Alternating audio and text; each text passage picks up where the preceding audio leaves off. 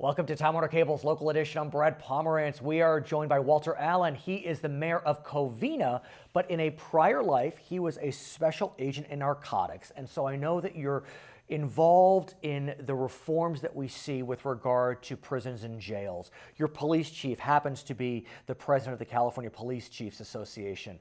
So talk to us about how realignment, the sending lower level of prisoners to county jails, is impacting localities. Well, first of all, as you know, the governor was impacted by the three-judge federal panel indicating that you had to release inmates. Decrease the size. Yes. Not so much an early release, but a size reduction. Yeah. Well, what's happened is that a lot of the early release inmates have really seriously impacted local government because there was also a reclassification of what was a felony and what was not a felony. So a lot of individuals that were released had very serious backgrounds. In fact, right, because what you're describing is under realignment, the only charge that's considered as to where you will be sent, either state prison or county jail, is the most recent charge. Absolutely. So your rap sheet's irrelevant. Absolutely.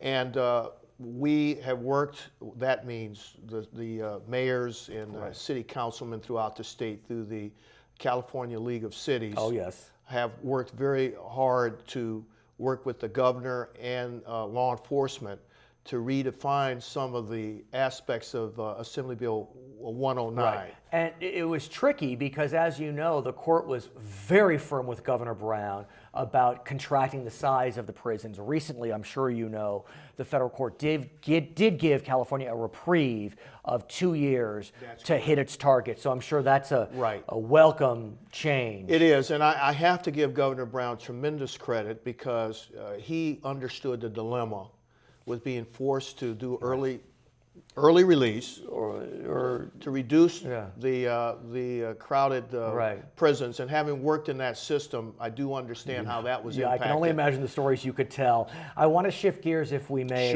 and speak about an upcoming charitable event you're going to be holding, Dare to Care Cut-a-thon. Correct. It's coming up in July. We've got a little while at Heritage Park in downtown Covina. Tell us about the event.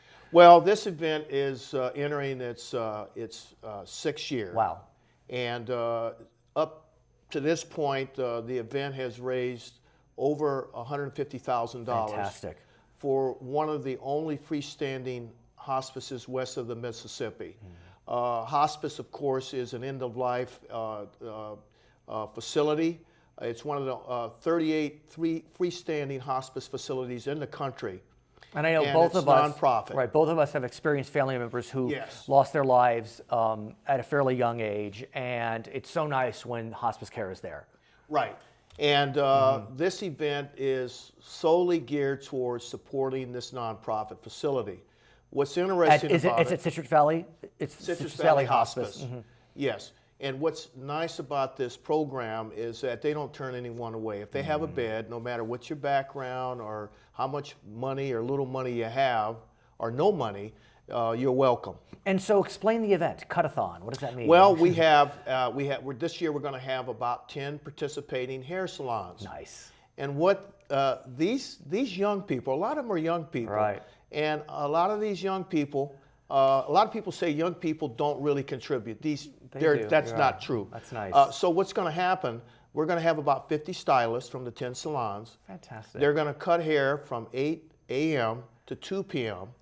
on Saturday, July 19th. And the proceeds will go every dime goes to the hospice. The event is on July 19th at Heritage Park in downtown Covina. Dare to Care Cut-a-thon. This is Walter Allen, Mayor of Covina. I'm Brad Pomerance. It's Time Warner Cable's local edition.